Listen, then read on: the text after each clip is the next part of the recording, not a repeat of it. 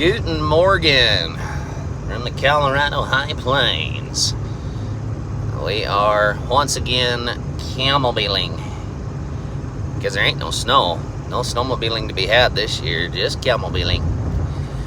Dry, warm fall, which is lovely, don't get me wrong, but man, we're tight on water and the dust is nasty. People have been fighting over water on the Colorado Front Range for at least the last 200 years. And if you live anywhere east of the Kansas line, you probably don't quite get it. But, you know, if you live in the Intermountain West or the Southwest, you know, unless you got irrigation water and a lot of it, you ain't growing shit. I mean, and we're pretty lucky here, you know, we grow actual grass instead of, you know, cholla rocks and brush. Not every place is that lucky, but, you know, it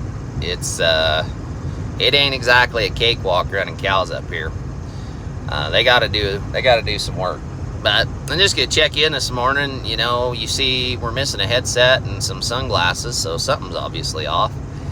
But on this channel, I mean, a lot of people have a theme, fitness, or specifically maybe like running or hiking, or, you know, they're a fisher hunter type channel, or they're an equipment channel, or Peterbilt, you know, stretched out, chromed out channel, slice of life, homesteading, and we kind of get into all that here. We run some cows, you know, chasing around a bunch of little ones, trying to be, you know, a father and a husband first and foremost.